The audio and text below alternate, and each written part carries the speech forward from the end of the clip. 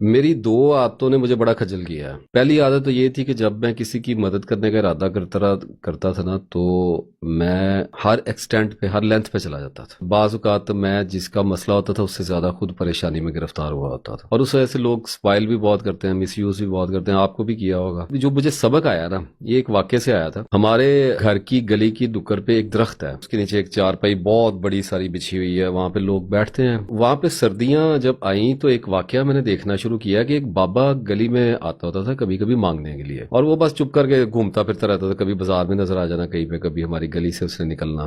میں نے اس کو کئی دفعہ کھانا شانا بٹھا کے وہاں کھلا دیا، اور پھر مجھے آہستہ آہستہ یہ میں نے آبزرو کیا کہ وہ رات کو اسی چارپائی کے اوپر لیٹ کے سونے لگ گیا جو اس درخت کے نیچے رکھی۔ گرمیوں کی تو خیر ہوتی ہے، دسمبر آ گیا، میں نے اکثر اس کو دیکھنا کہ وہ چادر سی لے کے لیٹا ہوا ہے۔ ایک رات میں لاہور سے شاید کہیں واپس آیا تو گلی میں مڑنے لگا ہوں، تو میں نے دیکھا بارش ہو رہی تھی ہلکی ہلکی، اور بڑی شدید سردی تھی۔ تو وہ لیٹا ہوا ہے اس چارپائی کے نیچے، اور بارش ہو رہی ہے، اور اس نے وہی پتلی سی چادر لی ہوئی ہے، اور اس کے اوپر ایک شاپر والا جو ہوتا ہے نا، عام طور پہ لٹکایا ہوتا ہے سردی سے بچنے کے لیے، وہ اس نے لیا ہوا ہے۔ وہ ٹوٹا پھوٹا تھا، کہیں سے پھٹا ہوا بھی تھا۔ میں تو دہل گیا، میں نے کہا یہ تو بندہ فریز ہو جائے گا اس طرح سے۔ اب میں گھر آیا اور میں نے آگے بیگم کو اپنی کو کہا، میں نے کہا جی میں تو مسئلے میں پڑ گیا ہوں، باہر بندہ ہے اس طرح۔ وہ بابا جو کبھی کبھی گلی میں نظر آتا ہے، اس نے کہا ہاں وہ ادھر ہی بیٹھا ہوتا ہے۔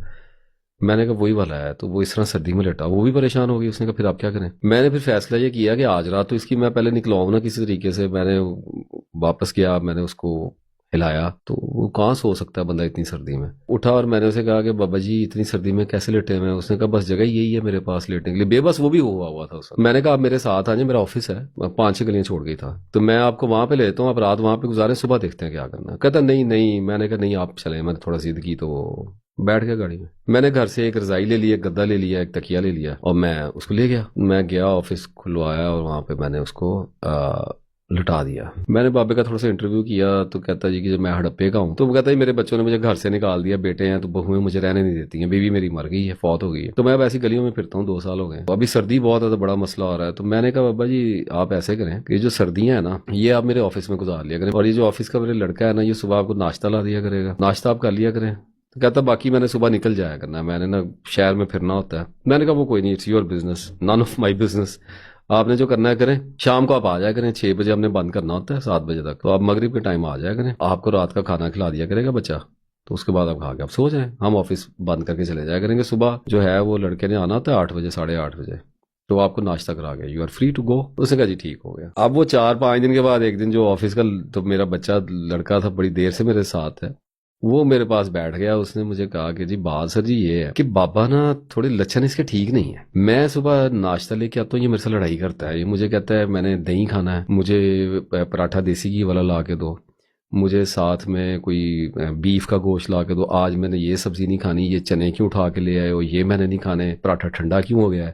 یہ میرے ساتھ نا بحث کرتا ہے، مجھے چڑھتا ہے غصہ، بھئی ایک تو میں اس کے لیے ڈیوٹی دے رہا ہوں، میں اس کے لیے اسپیشل جا کے ناشتہ لاتا ہوں، چائے بنا کے، تو کبھی کہتا ہے پھیکی ہوگی، کبھی کہتا ہے ٹھنڈی ہوگی، کبھی کہتا ہے تمہیں چائے بنانی نہیں آتی، یہ مجھے کوسنے لگ گیا۔ میں تو حیران رہ گیا، میں نے کہا یار یہ بابا کیا کر رہا ہے میرے ساتھ۔ میں نے بابے سے بات کی، میں نے کہا بابا یہ کیا مسئلہ ہے؟ کہتا نہیں نہیں کوئی بات نہیں، بس ایسے ہی میرا خیال نہیں کرتا بچہ۔ میں نے کہا میں نے اس کو سمجھا دیا خیال کرے گا، آپ بھی اس کا تھوڑا سا خیال کریں۔ خیر بات ختم ہو۔ تیسرے دن پھر وہ بچہ میرے سامنے بیٹھ کے روئی پیٹی جائے، کہتا جی اب یہ اس نے پیالی بھی ماری ہے جلا کے، اور یہ مجھے کہہ رہا ہے کہ جی دفتر کی چابی مجھے دے دو، میں رات کو اگر لیٹ آ جاؤں نا تو میں اپنی مرضی سے آ جاؤں گا، اور دوسرا مسئلہ ہے کہ تم لوگ چابی لگا کے بند کر کے چلے جاتے ہو، مجھے گھبراہٹ ہوتی ہے، اگر مجھے کچھ ہو گیا میں نے رات کو نکلنا ہوا تو میں جاؤں گا کیسے، تم لوگ تو مجھے بند کر کے چلے جاتے ہو۔ تو کہتا میں نے اس کو بتایا کہ بابا جی کچن کی جو کھڑکی ہے نا وہ سامنے نیچے سڑک کی طرف کھلتی ہے، وہاں پہ گارڈ بیٹھا ہوتا ہے، آپ اس کو آواز دے لیجیے، وہ مسئلہ ہوا وہ ہمیں فون کر دے گا کہ نہیں نہیں جی مجھے چابی نہیں، میرا دل گھبراتا ہے۔ اب چابی آفس کی کیسے دیں، وہاں لیپ ٹاپس پڑے ہوئے، 100 سامان پڑا ہوا وہاں پہ۔ اب میں بابے کے پاس بیٹھا، میں نے کہا بابا جی اے کی مسئلہ ہے تھوڑا کی کر رہے ہو؟ تو بابا میرے ساتھ بحث کرنے لگ گیا کہ چابی چاہیے، میں انسان ہوں، تم لوگ مجھے جانور کی طرح بند کر کے چلے جاتے ہو، تم لوگوں کے اندر عقل نہیں ہے، یہ وہ ظالم ہو وہ۔ میں تو حیران پریشان، میں گھر تو آ گیا، پریشانی مجھے لگ گئی کہ یہ کوئی پروڈکٹ میرے پاس ڈیفرنٹ آ گئی ہے۔ 2 دن گزرے جی، اس کے بعد بابا جی نے ایک نیا کام شروع کر دیا، وہ آفس کے جو ٹیم تھی میری وہ مجھے لے کے بیٹھ گئی، انہوں نے کہا جی یہ آپ نے کیا مصیبت ہمارے گلے ڈال دی۔ میں نے کہا اب کیا ہوا؟ کہنے لگے جی یہ واش روم یوز کرتے ہیں نا صاحب، تو یہ ایک تو کھڑے ہو کے پیشاب کرتے ہیں، اور دوسرا یہ چھینٹے ان کے ادھر ادھر گرتے ہیں، اور یہ پانی بھی نہیں گراتے نہ یہ نہایا ہے، اس کو 10 دن ہو گئے آئے ہوئے، یہ نہایا بھی نہیں. ہم نے اس کو کئی بار کہا ہے کہ واش روم میں اسمیل آنے لگ گئی ہے، کم از کم چلو نہا تو لو، اس کے گدے میں سے اسمیل آ رہی ہے، کپڑے یہ بدلتا نہیں ہے، اس کا کیا کرنا ہے. اور میں واقعی آفس میں جب مجھے یہ باتیں بتائی تو مجھے فیل ہونا شروع ہو گیا کہ اسمیل آ رہی ہے، عجیب و غریب وہاں پہ معاملات. میں پھر بابا کے پاس بیٹھا، میں کہ بابا کیا مسئلہ ہے تمہیں؟ تو مجھے آگے سے کہنے لگا کہ مجھے کہتے ہیں نہاؤ بھلا، میں اس ٹھنڈے پانی موسم میں نہاتا ہوں. میں نے کہا لگا ہوا گرم پانی کر کے دیں گے، نہا لو، اس میں کون سے مسئلے والی بات ہے؟